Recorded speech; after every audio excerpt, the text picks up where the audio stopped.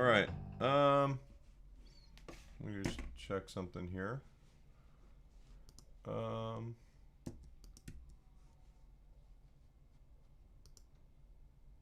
That's not me.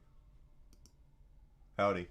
If you are here, I'm just gonna kind of noodle for a few minutes, and I'm gonna start doing some lesson-y stuff just for the playback. I'm gonna actually talk. Actually, if you do come in, please let me know if you can hear everything okay. This is kind of a new thing for me to do this early in the morning, so I don't even know if anyone's going to show up. For guitar sound, I'm actually using the Fractal FM3 this morning, direct into your face, but I'm still playing backing tracks out of a Bluetooth speaker and my phone. So if you can't hear one or the other, let me know. So I'm gonna just play some more blues for a little bit. I need to warm up. It's been a lot of me not playing or working much. So we'll just do a 12 bar in E. Woo. Okay, maybe not.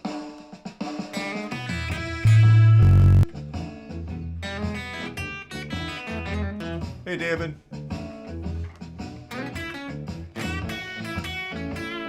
Can you hear both the track and the guitar?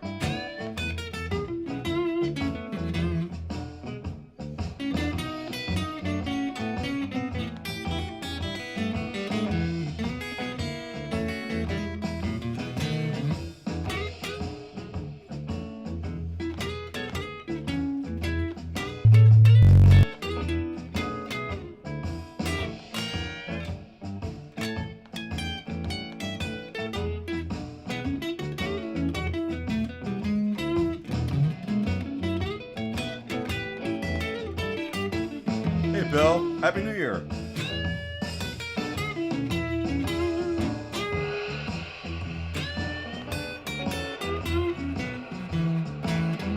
Cool. It's a little unbalanced here in the room, so.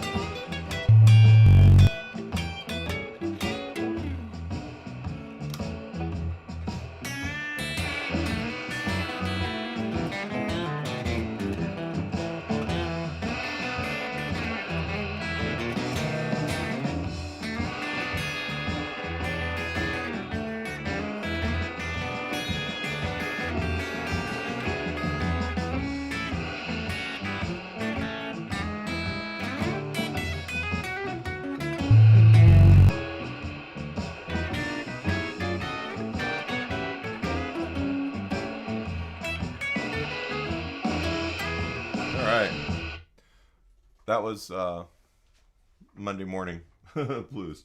How's everyone doing? You guys have I'm actually, because I'm going to start this as a lesson series, I'm going to kind of start at the beginning, laying out the fretboard from the cage stuff, but doing it kind of in slow-mo. So if you have questions, let me know. It gets kind of crunchy. Well, crunchy's okay, actually, with this. It's actually supposed to be kind of like a Marshall JTM 45 amp, so it's supposed to be kind of big and woofy. So, okay, we'll see. I'll hear it in the playback. I'm still messing around with this. I just got this modeler about 4 days ago, and I've done like one little stream with it, and I've been kind of messing with it and doing it live through the internet like this is a little bit weird. So any input you guys have, please let me know. But for a direct guitar sound, I'm actually pretty happy. So, all right. So what I'm going to do is let's talk about open chords. And part of the thing here, that's not a good way to do this. There we go. That's a better way to do this. Is that the open chords are kind of, they always say the eyes are the windows to the soul. Well, the open chords are kind of the windows to the fretboard.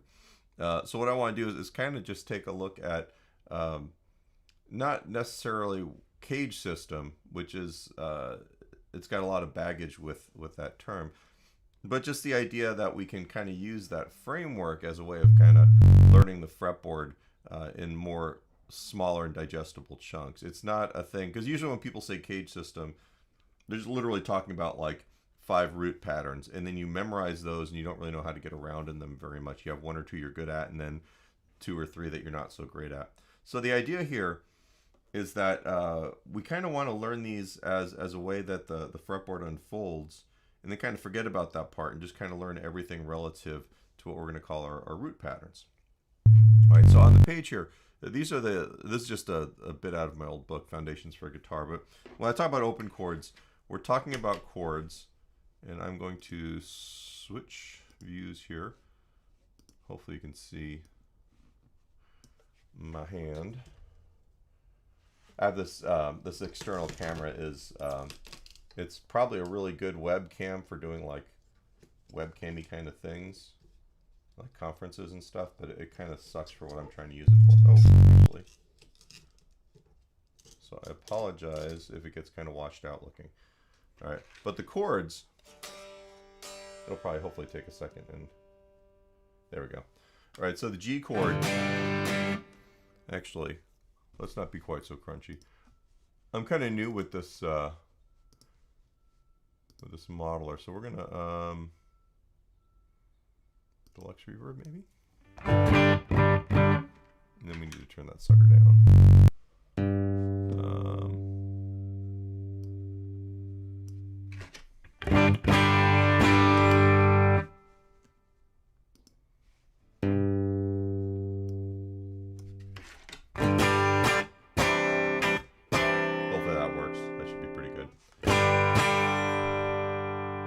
So the idea with an open chord, when we talk about open chords, because sometimes people don't necessarily get the whole idea here, is that we're talking about that first set of chords that have both fretted notes and open strings. And when you look at this chord diagram here, this G major, as I got too many windows open in front of me here. All right, the open strings, like if we read this chord diagram, oops, the numbers are which fingers you're using on those strings, right? So first finger, all right, is on the 5th string up from the bottom. And the strings, just to make sure we're all in the same place here, this is the 1st string, and this is your feet. And then 2, 3, 4, 5, 6, right? So this, for people who have been taking my lessons for a while, this is kind of redundant. But if you haven't really done this sort of thing with me before, it's a little bit, I find it's important that we kind of agree on what we're talking about here, all right? So, you know, this is one of the first chords you learn, G major. A lot of people don't like including that note right there. I do for multiple reasons. And one of them is when you're learning these chords in the beginning, it gives you a common finger to other chords. Like when I go from G to D, that ring finger stays the same. I also like how that sounds instead of, I just like the brightness of that. You get a common finger for the D chord. When you go to C add 9, you're just moving 2 fingers down.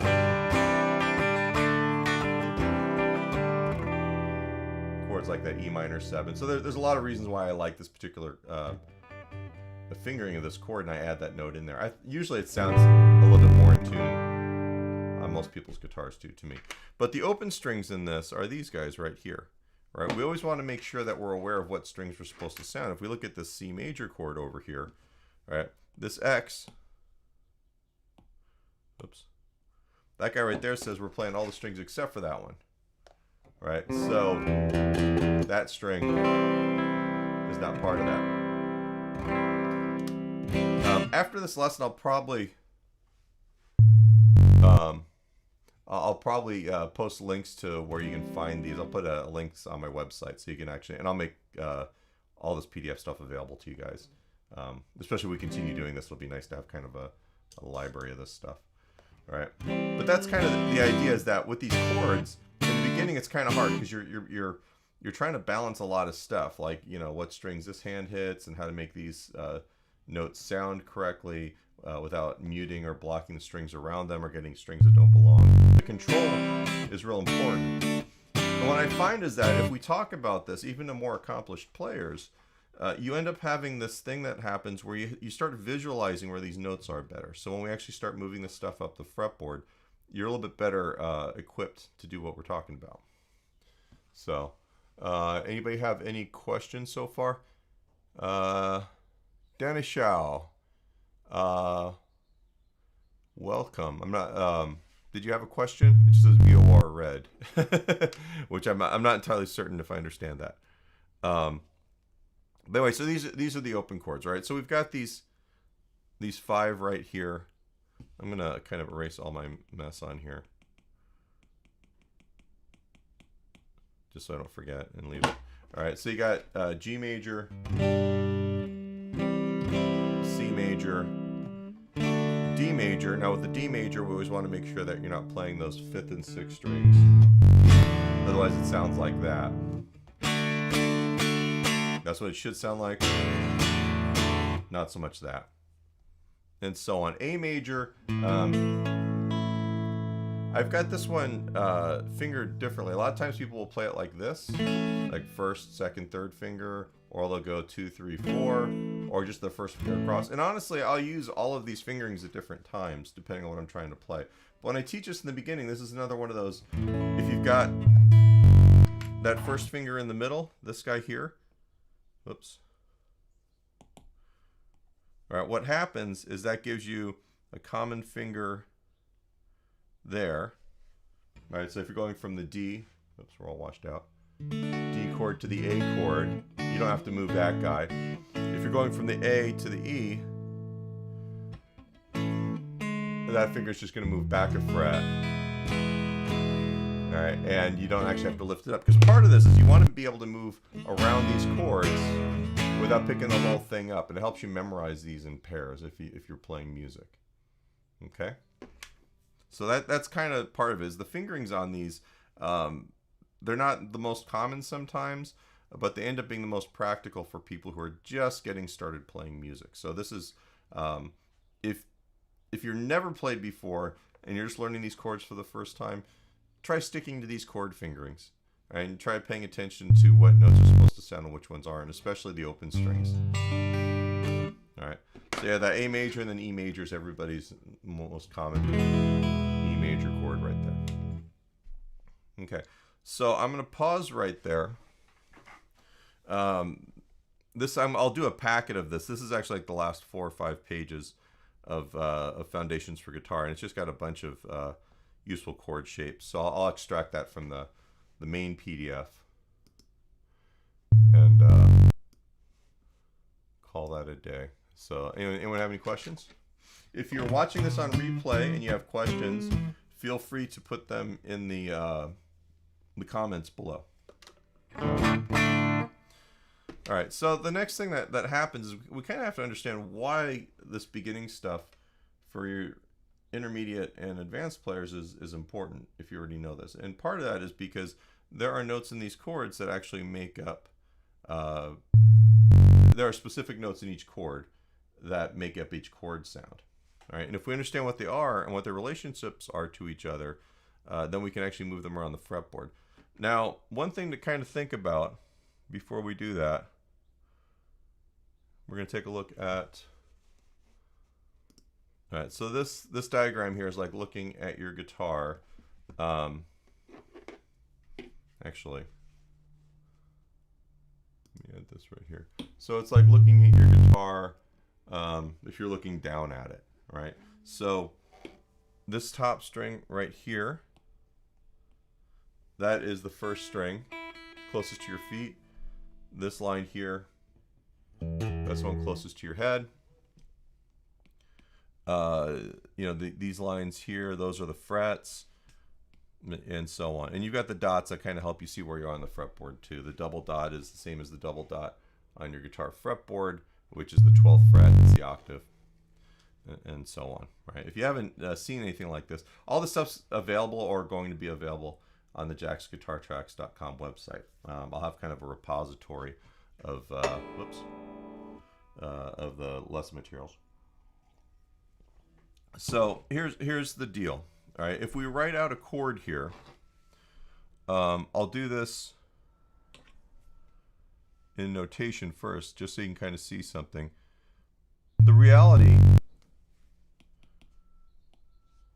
My app is kind of driving me nuts here. If we write a C major scale, a C major scale is just all the white keys on the piano from C to C. All right, you guys all know our musical alphabet has 7 note names, A, B, C, D, E, F, G, and then it repeats. Can you guys hear the dogs? All right, and in the scale, C, D, E, F, G, A, B, C, that's a major scale. And that major scale is it's a collection of notes that are set distances apart. On the guitar, if we start on C and just go up one string, you'll see C, D, that's a whole step, right? There's 2 frets there. D to E is a whole step. E to F is a half step. I'm going to put this little marker here. All right. F to G is a whole step. That's the 2 fret distance. G to A is a whole step. A to B is a whole step. And then B to C is another half step. If I just play that going up, you can use your ears. And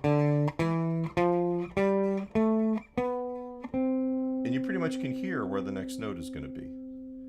All right, that's one of the beauties of this, is that if you've never played music before, this is all kind of imprinted in your head if you've kind of grown up in a Western culture, and even in other cultures where you've been kind of beaten over the head with our music. Now, here's the thing about this, is that a chord is a collection of notes that are set distances apart from each other, and they make certain sounds. So most of our harmony in guitar music, Western music, is based off of thirds. Right, every other note. Now I'm going to number these for a second here. 1, 2, 3. And these numbers, you know, we'll call them scale degrees. They're also the numbers for what we call intervals, which is a measurement of distance between notes. But it's really important. If we were to do this in the key of D, if I was to start on D and go through all of this with the same distances between notes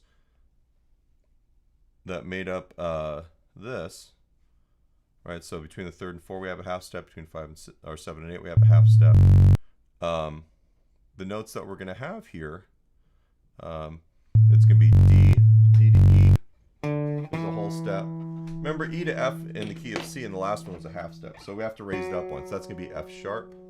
Hopefully you guys can see this. So D to E, E to F sharp. The sharp means we raised it up 1 fret. And we have a half step to G, whole step to A, whole step to B. But then from B to C, that was a half step with all of the natural or white notes. So we have to go C sharp. And then back to D. Right, so the sound of that D major scale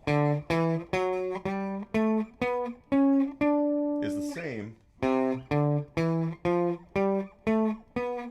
as that C major scale, or any place else I want to play it. If I want to start on B flat, you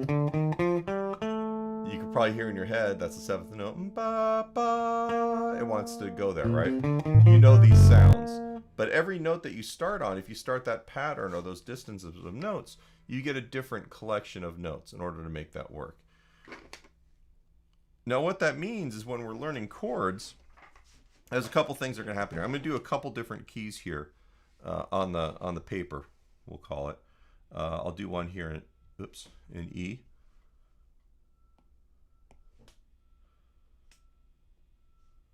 And I'll do one starting on a flat key. Oops.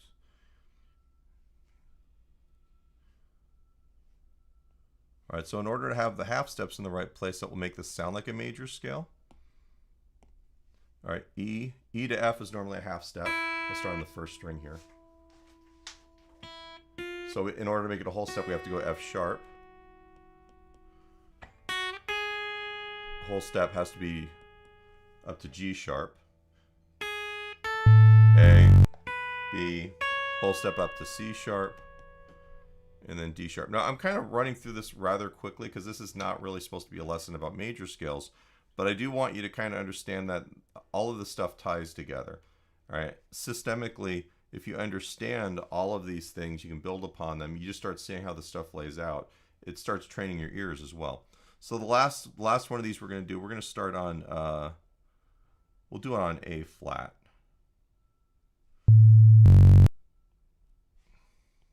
Just so we get a flat key in here. Well, actually, you know what? Better yet, we'll do E flat. I have to clean this up before I put it out for you guys. All right, and the reason for that is you can kind of see how this is different from E natural. That's supposed to be an E right there. Now, if you don't know how to read music, doesn't matter. If you don't know your theory, if you can barely play guitar, none of it matters. What does matter is that we're trying to figure out how to understand the organization of this stuff. Right, the basic system of organization here. So if we start on an E flat, we have to go a whole step to the second note, which is F natural instead of F sharp, because everything's been moved down a fret. So instead of starting here and going E, F sharp, G sharp, A, B, C sharp, D sharp, E, we're starting here at E flat. All right, so E flat, F natural, G natural, A flat, B flat, C natural, D natural, and then half step to E flat. Okay, now if you compare, that's moved down a fret, and then when you're on E flat, that note is down a fret from the second note in E natural. That G is a half step down from the G sharp. A flat is a half step down from A. B flat is a half step down from B, and so on. C natural and C sharp. All right. Sometimes if you're trying to learn or memorize scales, and you know one scale, you know, and you need the flat, you can just kind of reverse the accidentals, and that'll get you pretty close. So just kind of food for thought. Everything is related. All right, so keep that context. So now, what we want to do is we're going to go back to C major here for a second. And I had highlighted in C major, C, E, and G. Those are the first, third, and fifth notes of that major scale. But those notes played together also make up a major chord. And when we play this open C major chord right here, the notes are C, E, G, C, and E. All right, so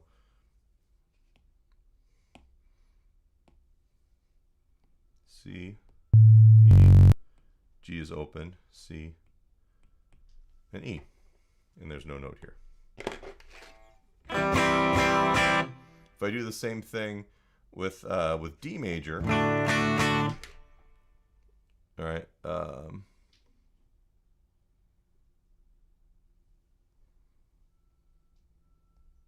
presentation mode thing. I'm gonna have to change apps here.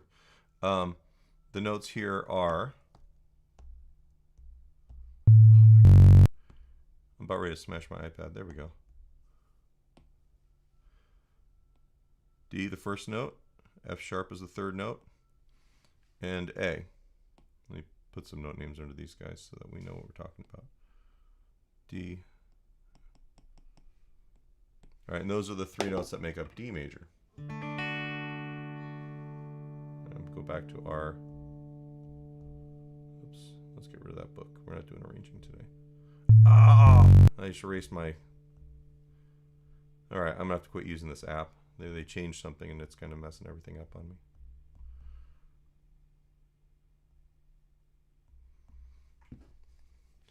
I'm like having to look at like maybe going back to teaching virtual pretty soon, which means I'll have to actually start using this stuff pretty regularly again. I gotta see if there's a way to turn off that work mode thing. All right, I give up.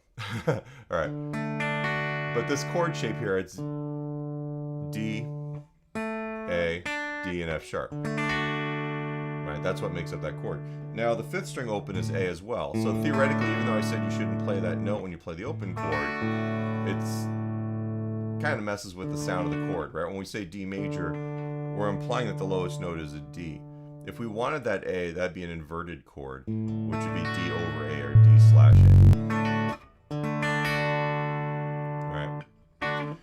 Now what this means is that all of these chord shapes, they have a root a third note of the major scale that starts on that root, and then the fifth note. When we go from major to minor, it's the third note. Remember I said root, 5, root, and then that's the 3. The third note just goes down a half step.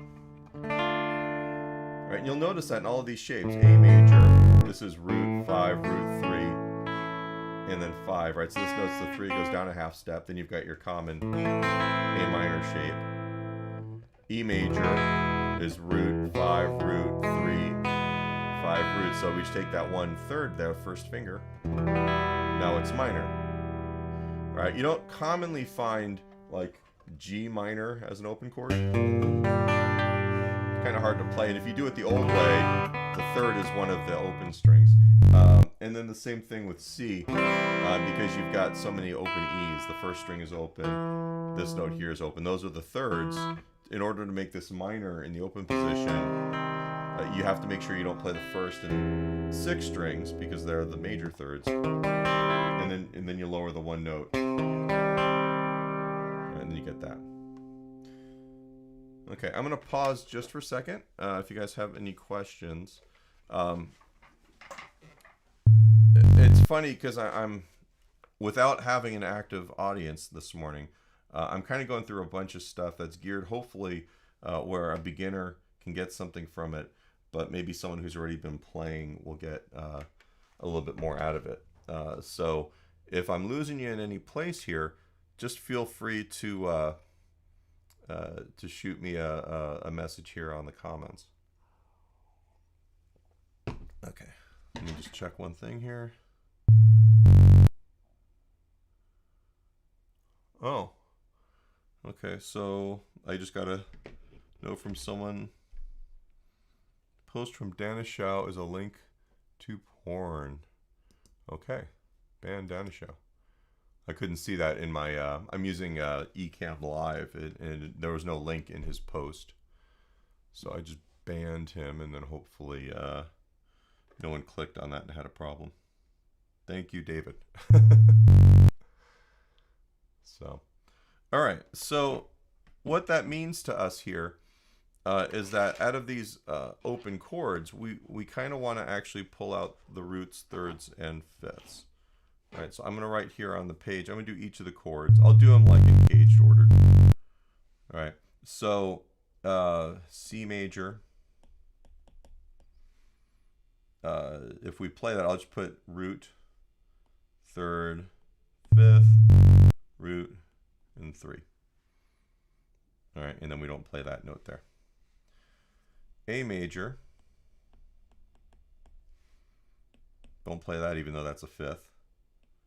Root, 5, root, 3, and then 5. G major. And don't worry if you're not keeping up on this part, because I'm going to post these for you so you'll actually have the full PDF. Root, 3, 5, root. I'll put both notes on the second string, so you have either the 3 here or the 5 there, and then the root there. That's not quite as important. E major.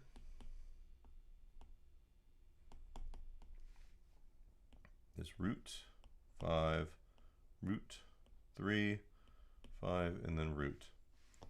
And then the last one, D major. I was afraid I was out of frets there. All right. That's an E right there, but we don't want that guy. This note's actually 5, even though we're not going to play. I'm going to put an X there, but the 5 is there. And then root, 5, root, and then 3. Now, if you kind of notice, like I'm just going to kind of circle a few things, then I'm going to uncircle them.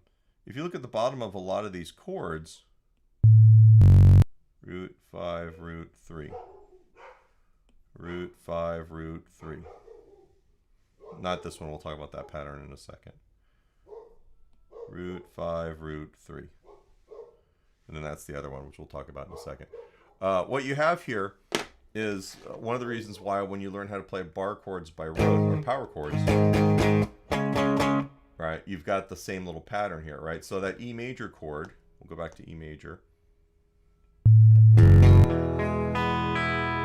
right? Root, 5, root, 3, 5, root. Right? The bottom note is the root, which is E.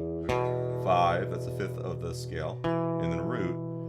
So if we were to move it up 1 fret and just refinger it, so you got F is the root, 5, and the root again. You've got that power chord that almost all of us in the 80s learned as our very first chord. Right, so, and then if you do the same thing on the A chord, remember A goes root, 5, root, 3, and then 5, right? You have root, 5, root. So then if we move up 1 fret to A sharp or B flat, whatever you want to call it, root, 5, and then root. You move that up, right? So this is E with the root on the 6th string. This is F. That's F sharp, and so on. You can move it around. All right, and then if you wanted to add the 3rd, you got the power chord root, 5, root, 3. And you can always make that minor if you want to. Kind of a hard one to do. It's funny, like if you've ever learned Sunshine Your Love by Cream, right? We all learned kind of like where you can go. But what I never realized was Clapton actually does this thing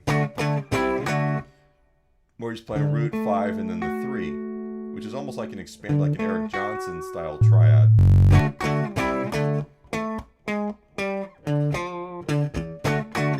And with a little bit of distortion or overdrive, it actually that's kind of the sound once the band starts coming in on that tune. And then he starts playing. He plays the D as root, 5, or the G, root, 5, root, 3, just the full A shape.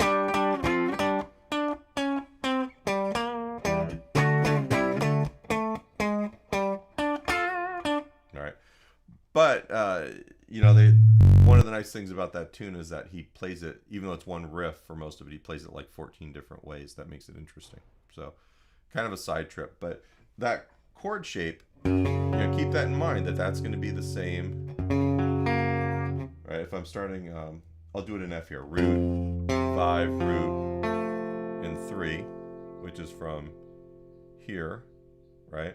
And then if I want to do...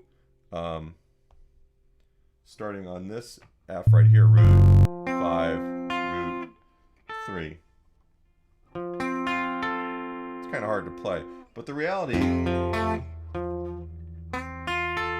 that you start seeing how this thing just kind of moves up and down the fretboard. And we're going to talk about 40 million different ways of doing this. If you take the A version of that, root, 5, root, 3, that F right there is the same octave as that F right there.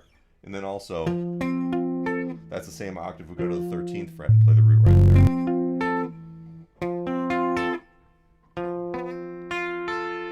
A little early to be playing stretches like that. And then, that's the original one. Any questions, guys?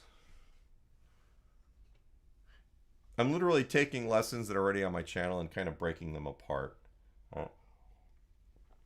If you've done other lessons on this channel, this stuff is going to be pretty familiar to you. All right. To me, there's kind of there's like a countryside, and there's a bunch of different roadmaps to get you from place to place. All right. So what I'm doing is I'm giving you this. Oh, street sweeping. You guys are going to hear. My studio is my garage. So what you're hearing right now is the street sweeper because it's Monday, and then before you heard the dogs because my dogs always bark. So anyway. There's a lot of ways to get around your town if you think about roadmaps and stuff. And guitar is kind of the same way. There's not any one way to teach fretboard theory. But what I want to do is kind of expose you guys to a bunch of different pathways around the town. Right? And that's kind of what today is. So even if you do play, even if you've done the caged root system lessons, all of that stuff... it's valid and it works, but this should be a review, and hopefully it'll kind of give you a different way to get from your house to the store or your house to the park, metaphorically. All right. Any questions, guys? Show of hands, who here is listening to this while they're working and they're paying attention to other stuff? It's weird. I've never done a live stream at this time. So I don't really know. My friend Tom Straley does this, and he started at the beginning of the pandemic, and was hugely successful with it. And he suggested I start doing this as well. So today's the first day of this, but I'm kind of curious how this works for everybody. Keep in mind, if you guys subscribe to the channel, you'll get notifications if you're not already as to when I go live. I do lessons. The channel has about 300 some odd videos. There's about 100 jazz backing tracks. Hey, Casey. Driving. Please keep your eyes on the road. You know, there's a whole lot of guitar lessons, gear demos. Day off for David. We got a lot of different stuff on the channel. It's mostly guitar related, but there is some kind of jazz stuff on there, and a lot of blues stuff, because I really am more of a blues and a rock guy. Otherwise. Hey, Bill. Is it cold there? This is a silly question, because I believe you're in Minneapolis. Thanks, Casey. The single chord backing tracks, actually, it's funny because they were the very first thing that I did for the channel when I set this up 2 years ago. I literally made all of those figuring they'd be useful for my students, and to this day they're still the most watched videos we have. I use them in lessons all the time, especially in the conservatory, and when I have to teach remotely. But it seems like that's the thing that brings most people to the channel are those. So hopefully people that like that stuff will like some of the other things we do too. But if you have requests for backing tracks, let me know. It's real easy for me to make stuff. And if people need something to practice specifically, I'm all for trying to get a few of those things made. So thank you, Casey. All right, so we talked a bit about how these things connect. Now, there are root patterns, and let me 26. I was complaining because it was 40 degrees when I woke up here this morning, so I'm gonna be quiet.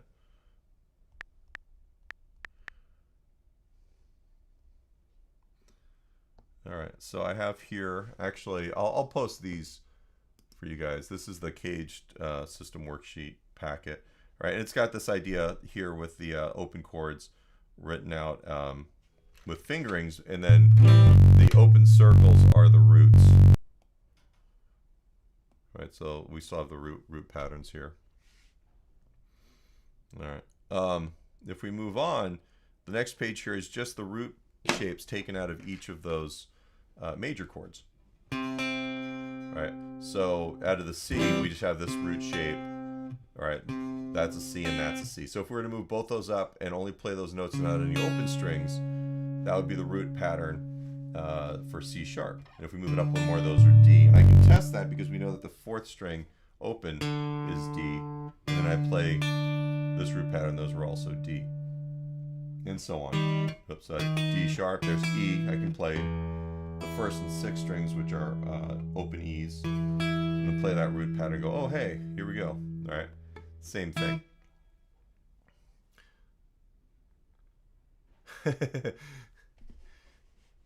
You guys are killing me. You guys are used to it. I moved here from New York when I was 7 years old, and I'm 51 now, so I've kind of lost all of my cold weather credibility. My kids still walk around in t-shirts and stuff, but I'm not enjoying the cold weather as much as I used to. All right, so that was the root pattern for the C shape. Out of the A major shape, it's on the third and fifth strings. We refinger it like this. You see it right here. The thing to remember is that every one of these notes connects to a note in the pattern below it on the fretboard. So these are all in C sharp on the paper, right? So that's the C shape, there's the A shape. And where my third finger is here, that's where my first finger goes right there. Same thing, this guy connects to where my first finger is going to go in the G shape. And I'll post links to the Caged and Beyond lesson so you actually have more of a thing here. You'll see here, these two notes, they're the same as in the E major shape and so on. Right? This note here connects to this guy in the D shape, And then it just kind of cycles back around again. This part of the D is the first finger in the C shape. Whoops. All right, so if I go through this as they are on the page here, these are all C sharps. And then it repeats and just goes up. So I can start anywhere. If I start here on this F, I know that's part of the E shape. And I know the next one, D shape, C shape, because it repeats or cycles around A, G, E, back to the D, and so on. Now, what's cool about this, let's just do this.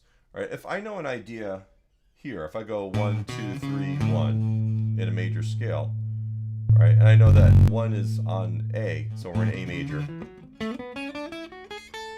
Right, I know 1, 2, 3, 1, 2, 3, 1. I can go 1, 2, 3, 1, 1, 2, 3, 1, 1, 2, 3, 1 in all of these positions.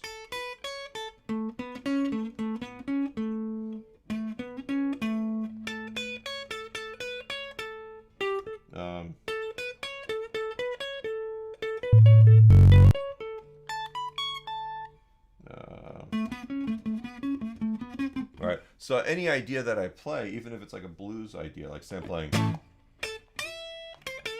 right? I know that kind of Albert King, Stevie Ray Vaughan lick right there.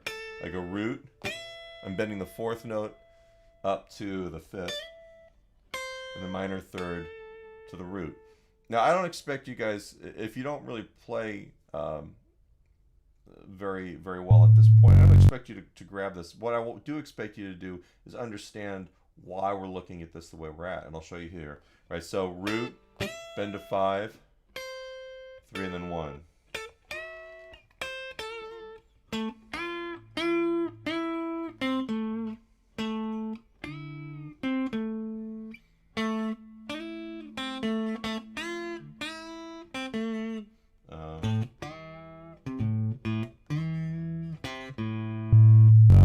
A million other places, but you can kind of see I can take an idea anywhere. Right, so say I go back to playing over my backing track here. That one's an E. Let me find one in A here.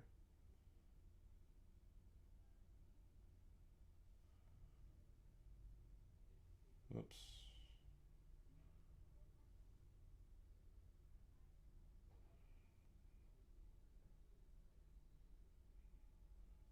Actually, I could be a little bit better organized today. You ever have one of those days where your fingers just don't want to make touch screens work? View channel. That's the day I'm having here. Playlists. There we go. Okay, so we'll do blues rumba. We're in the key of A.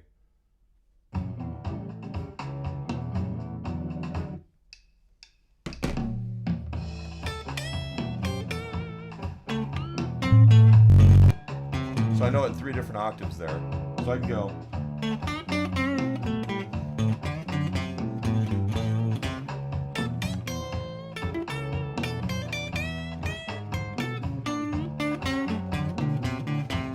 All right, so even just with that little idea.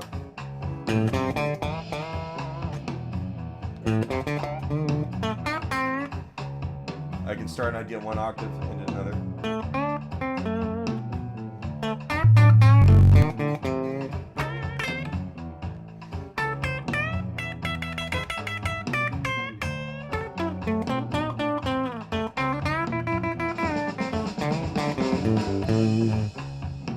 So I know the layout of the fretboard pretty good. When I was first learning how to play, the fretboard layout was kind of, it didn't make any sense to me. It was like an alien language, right? And I would learn a lick, like I'd learn, oh, let's learn Stairway to Heaven. Right, and I could play that in the key of A, and then eventually I learned if I moved it up, if I needed to play in B, I can move the whole thing up 2 frets, and that would work, except for the fact that it ends on this note here, which is a flat 6, which doesn't really fit in the pentatonic scale. So it would work over chord progressions like Stairway to Heaven, but I didn't have any way to modify it to work over other stuff. So like if I was playing this, all right, all man, why does that not work, right? All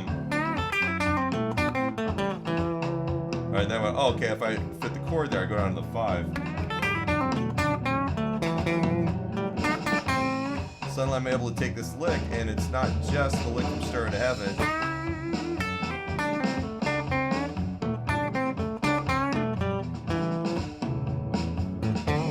All right, suddenly it's a little bit of raw meat that I can use to make other solos with. All right, and there's a ton of, like, even just that solo. Actually, all right, so that's another one of those with the F, where if I play this over the blues, that does not work right there. But if I change that F to an E, I know it fits the A chord now. Okay, so I'm gonna take a wild, again, anything in Russian gets banned. I think that's probably a safe bet. And y'all can, if you can report anything like that, that seems to be spam that shows up on my channel a lot lately. And the links are bad. The links don't show up in my control panel. I just see Russian writing. So if there's something that I need to ban, please let me know. But the idea here is I can take that idea, right, and make it fit because I know what note to alter. Now that lick works great. Yeah.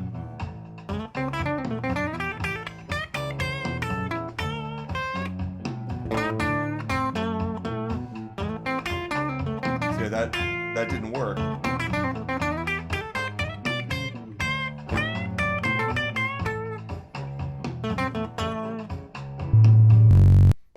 So what I want to do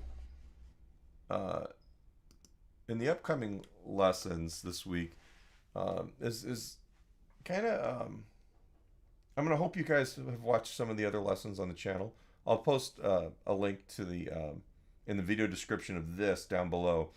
There's a playlist with all the cage system stuff, and I kind of want to just go through some practical stuff, like, hey, you know what, if you need chords that are different triads or inversions, here's one quick way to do it. If you want to take a lick or an idea that you really like and want to use it in another solo, here's how you can move it around. If you want to learn all the scales on your fretboard, I've got a way of doing it in the circle of fourths. That actually works really good for my conservatory students. So this week, I'm going to do a bunch of this stuff and kind of see how it goes.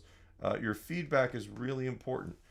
If there's stuff that I'm doing that's not helping you learn this stuff, if there's stuff that you would like to see, I'm really open for suggestions if there's things that you guys really want to learn.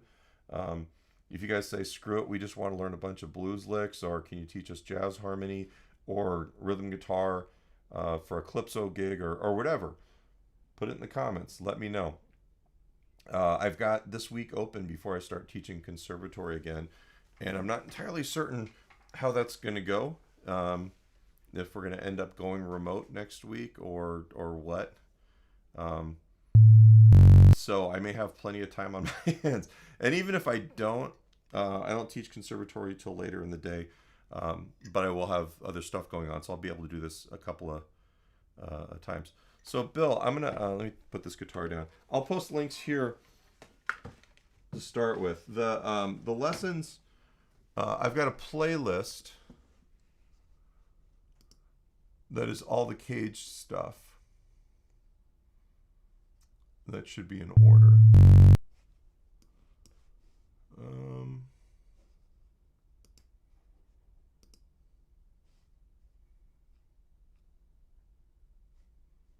Okay, so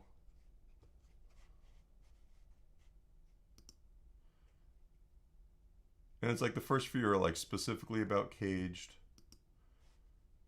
and then it's a lot of other lessons.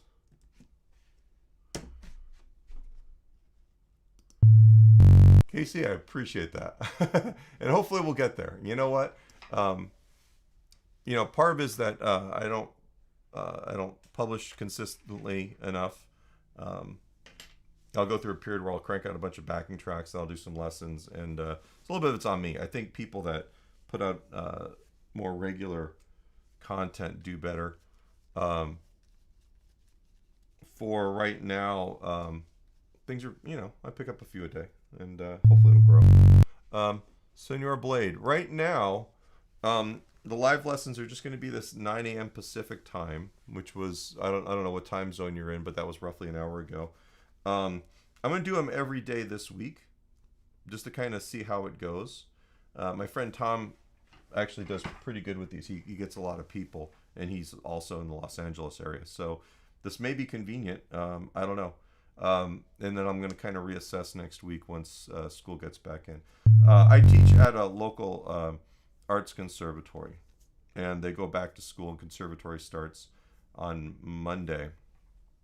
And I teach not only a bunch of guitar, but I also teach jazz combos. So I have to be in a room with kids playing wind instruments, and it's in a basement of a 70-year-old building. So the relative safety of my classes is kind of in doubt. So we'll kind of see what happens. Like I said, I may have more time to do this. I may have a little less, but I kind of want to at least do a few of these a week, depending on how it goes. So if you subscribe and hit the notification bell on the channel, you'll get you'll get these things, and I'll try and put them up like the night before. I can schedule a video, a live stream, and then it won't be a big surprise. But for right now, if you this week, check me out at 9 a.m. every day, and we should be good. If there's stuff you guys want to learn, please let me know. I've even got if you have questions about gear, it's not just about guitar and music theory. If you want to know what guitar with wide range pickups sound like before I get rid of these, or the difference between Tele and Strat single coils, or how like the Fractal FM3 modeler works versus a Strymon Iridium, or what a vintage, I've got a bunch of gear. I can answer a lot of questions. I'm doing this a long time. So kind of you can use and abuse me as a resource this week, and we'll see how it goes. So,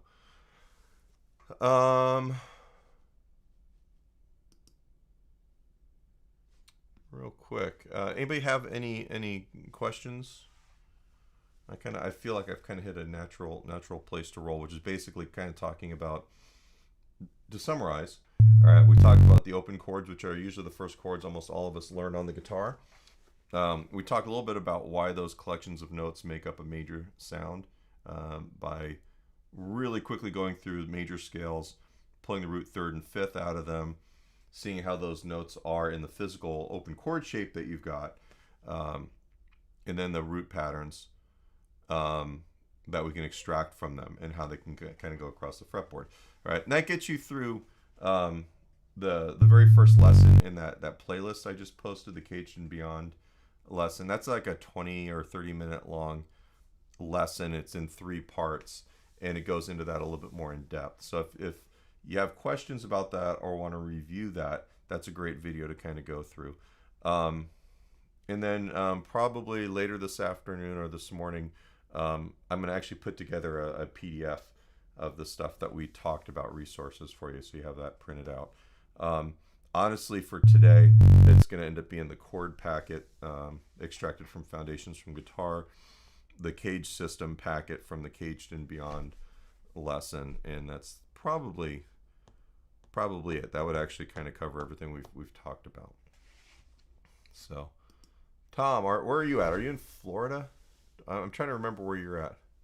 No problem, Bill. Good talking to you. Hopefully everything is going well there, and you guys maybe are still playing guitar. Bill was one of my students here in Southern California, and then moved to Minnesota, if I remember correctly, for work. So I miss the Barrett family. They were good customers even back when we had our studio.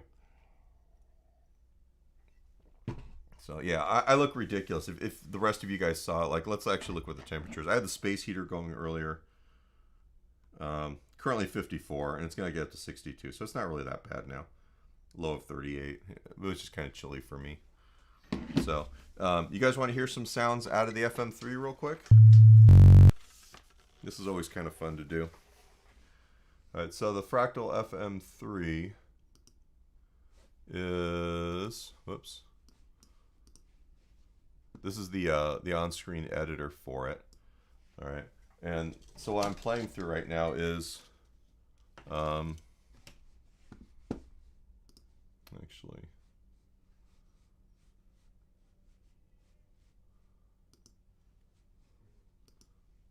so I'm playing through this box here, that guy, which I've had for less than a week. Okay.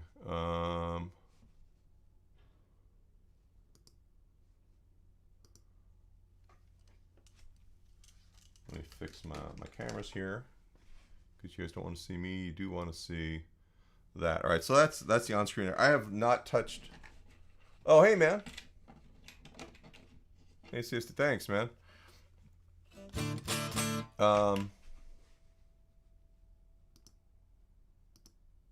Oops. And I'm blowing it with this.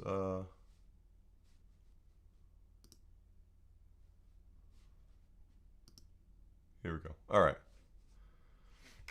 So what I'm playing through right now is just a deluxe reverb. You guys know I like deluxe reverb, and I'm using my Telecaster. What can I add? Show.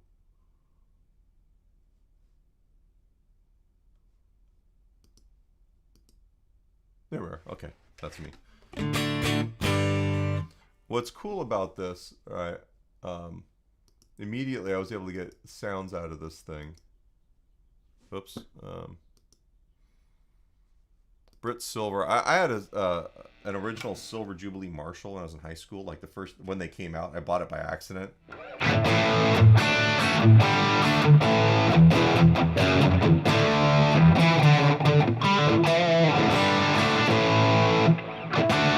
That sounds kind of like what it sounded like, but better, and my ears aren't ringing.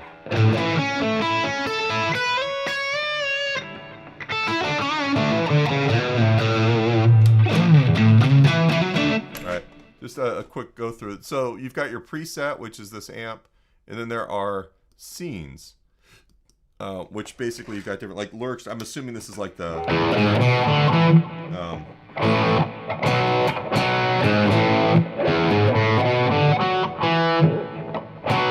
like kind of like the Alex Lights kind of sound. What else do we have here? Just different versions. Here's another version. That's a different cabinet, and so on. I don't know what this means. All right. But what's cool, okay, so the way the fractal stuff works here, like, so here's the amp, and even within the amp, you've got 4 channels. So you have different settings. All these have pretty much the same drive. So if I want kind of a cleaner sound, oh, preamp, actually.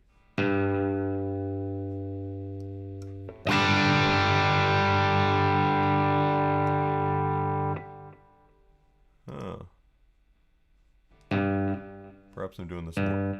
Oh, there we go. Master volume. So we turn that guy up.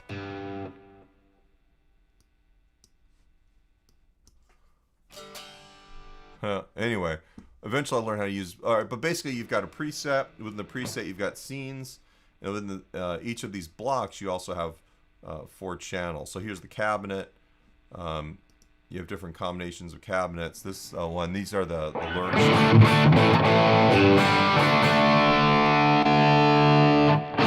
That's the roller. But if I don't like any of those, I can go into the picker here and say, hey, let's try a 410 Bassman with a, I think that's an M160 microphone.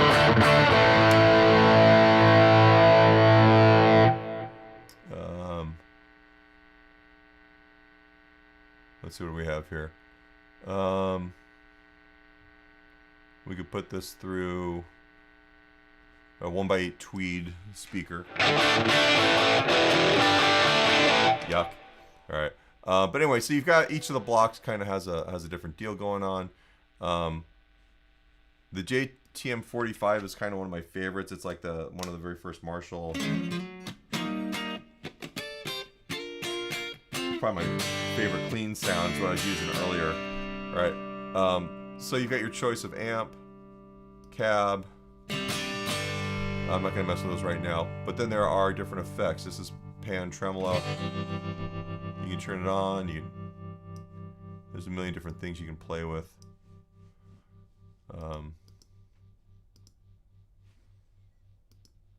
Different presets. None of them are set very differently. So we can bypass that guy.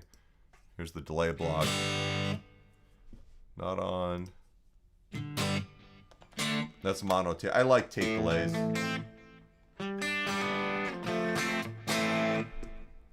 If I wanted to go nuts, let's see. Analog stereo.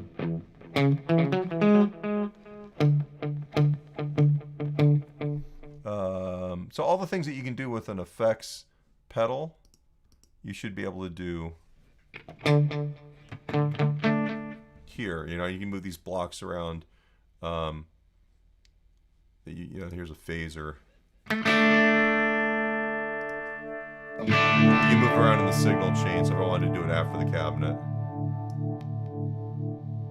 I can put it there. It may sound different. Might not, who knows. So but it's pretty cool. I'm liking it. I'm thinking my main cover band rig is going to switch over to this eventually. But I'm going to have to get one of those FR cabinets. I tried playing this through my one of my PA speakers, a powered PA cabinet, and it sounded awful. And I know I like this because I like the sound of it through the computer. So I know it produces a really good sound. But I also know that what I'm hearing right now, I'm not really too in love with. Hang on a second. Let me give you guys some of the humbuckers. Oops.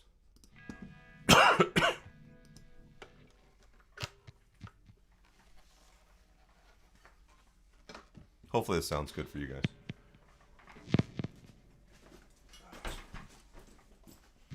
Also, if you know anyone that wants to buy a Sir Badger 30, I'm going to actually really prefer the sound of my deluxe reverb, and I would like to build the digital rig, and that's a great way to fund it. Okay, so Les Paul.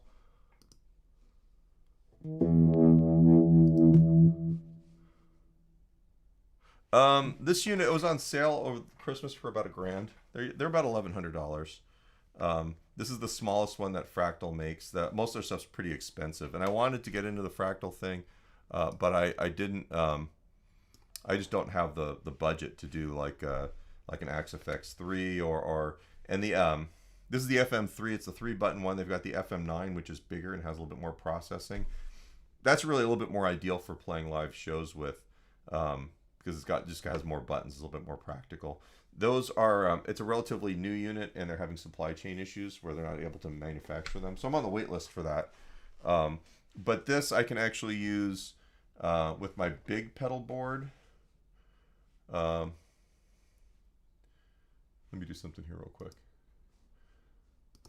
So my big pedal board, I've got 2 pedal boards, and this is the one I usually use for cover gigs, and it's got a Boss ES8 on it, which has a lot of buttons, and it's a MIDI switcher as well.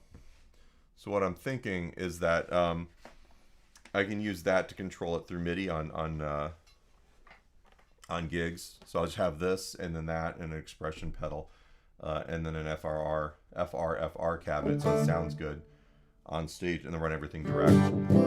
One of the things I've kind of discovered, I've kind of been putting off, is this idea that almost everybody's using kind of a silent stage setup, like they're doing stuff like this. And one of the things I have,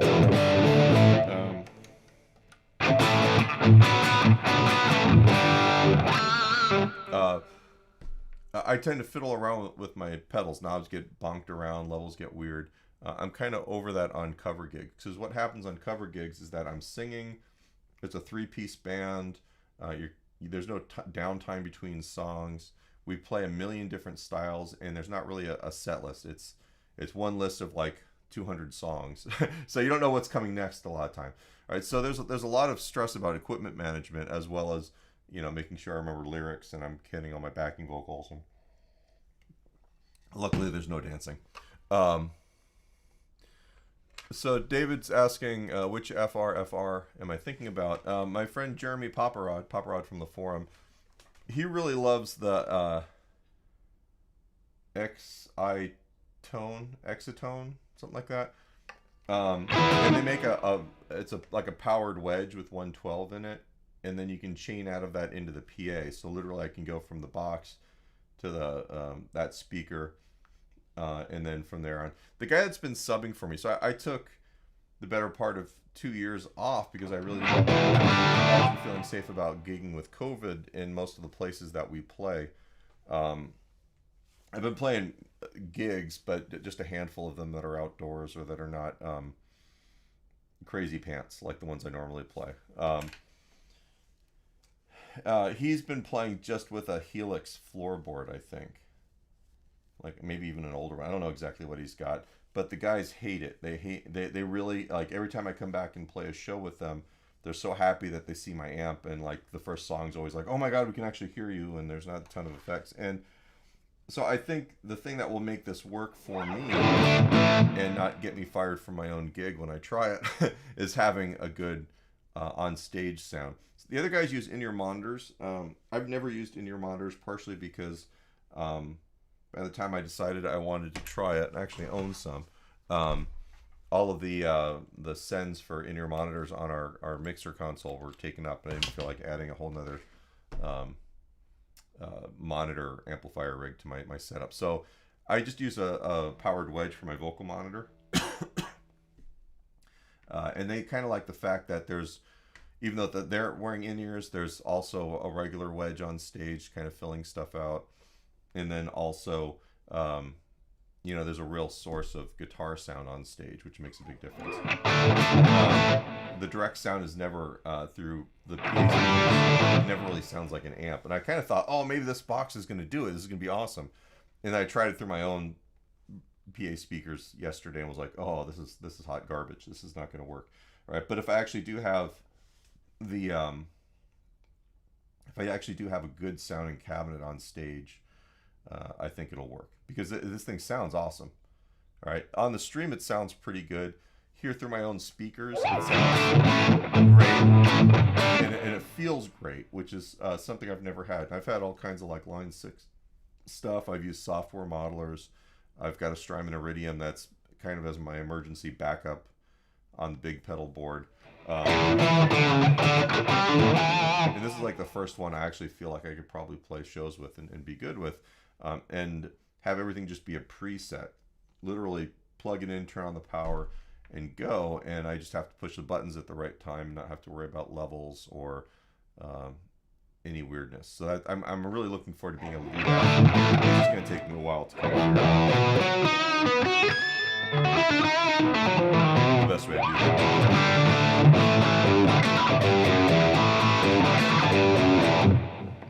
Let me go through some other amplifiers here for you guys. So that's the Brit Silver. That's the Silver Jubilee. The Vibrato, or Vibrolux.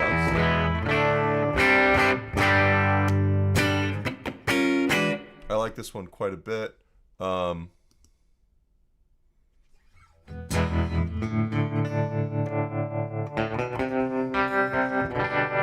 of these effects sound really good to me. The only thing I really haven't played around with too much are the drive pedals. Like, I discovered that as I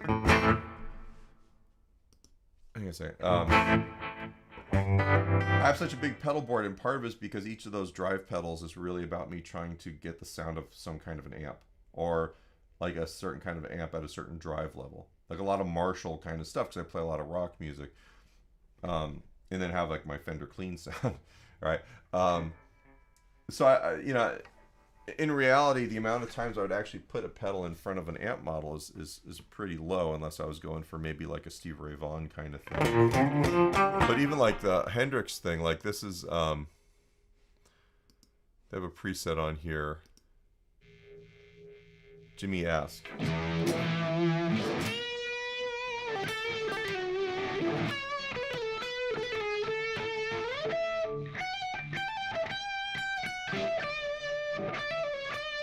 Right, Even that, you know.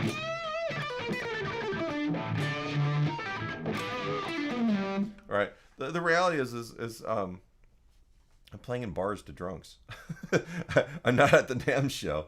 All right. I'm not on the Paul McCartney tour.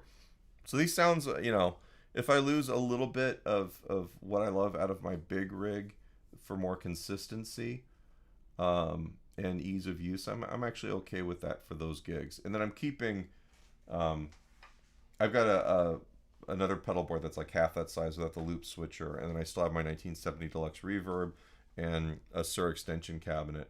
And I use it, like I've got Calypso and reggae gigs hopefully coming up if they don't get canceled. When I play blues stuff, I don't know if you guys saw the clip of me doing the blues duo with Jeff Hudson a month or so ago. I love using the amp for that. Even I had a jazz Christmas carol gig 2 weeks ago, and I played this guitar and my Deluxe and the little pedal board. And it works great. And then if something needs to be really big and loud, if I'm on a big stage, it's going to go through the PA and get mashed up anyway. You know, I might as well have something I have a little bit more control over. So that's kind of my thought process right now. But, you know, what's really important at this point in time is that that the on-stage vibe doesn't get ruined for the cover band thing. It's real important, all right? Because it's all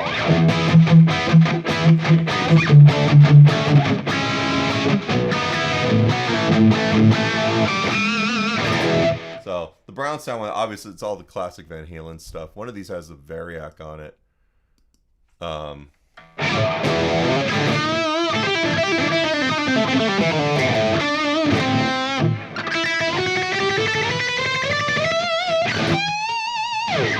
That's pretty Van Halen-y, you know, considering the guitar I'm playing. This one has the pitch detune. I was doing this on the other thing. I've actually got this in my Eventide H9. And this is like when Van Halen around 1984, maybe even Diver Down, he started using the Eventide to kind of like fatten the guitar up without doubling the guitar.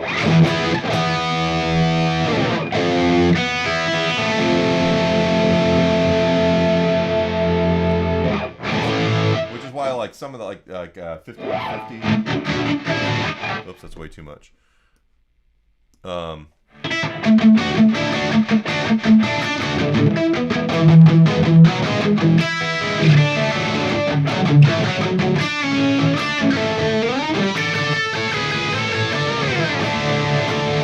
that's that album has a lot of that. Like before he kind of moved into having like the EVH and 5150 amplifiers.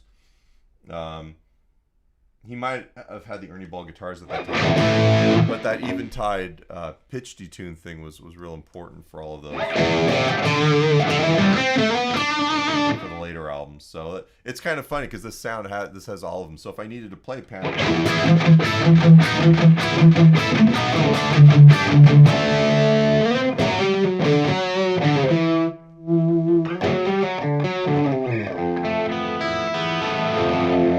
close. I mean, it's close as I'm going to need to get playing for 200 people in a bar. So I'm really excited by this box. I think it's really cool. It's got so much stuff I haven't even really messed with. Here's the John Petrucci rig. Let's see what this sounds like.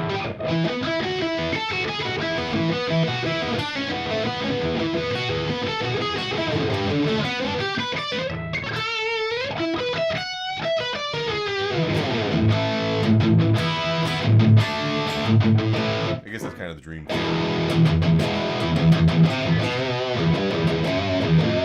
Does the heavy sounds real great. But the nice thing is that if I needed a good clean sound, where's the I got those clean sounds. Where's the Tweed Deluxe on here?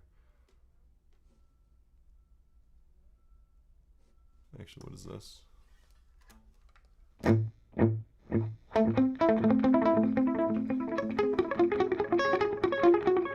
Not the right sound. Warm stereo.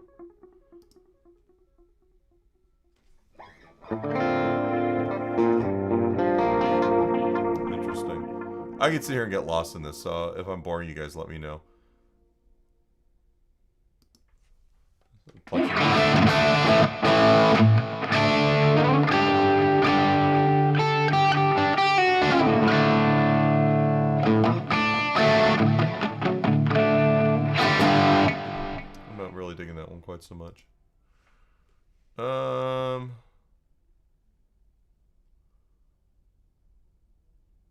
was 65 Bassman. I like this one.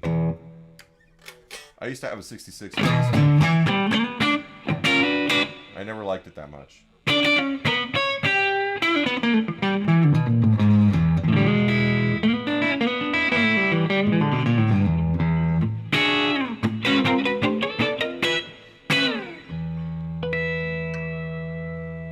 But this one, that's a pretty decent bass sound. And then I guess if I needed to record bass to this, I could do that. Also, apparently there's ways to do an acoustic guitar if you need to amplify that. So I got a lot to learn about this thing. I really do. Atomic. I think this is a modded Marshall sound. But even just plugging it in, it's just so much better than any of the digital stuff I've done before.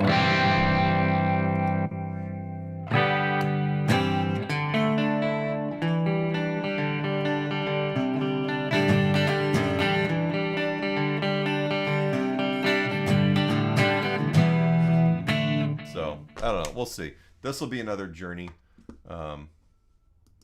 You'll end up hearing me love and complain about all the time. So if you guys have any questions, like I said, put them in the thing. I'll put together a PDF of today, and then I'll be back tomorrow morning at 9 a.m. Thanks a lot, guys.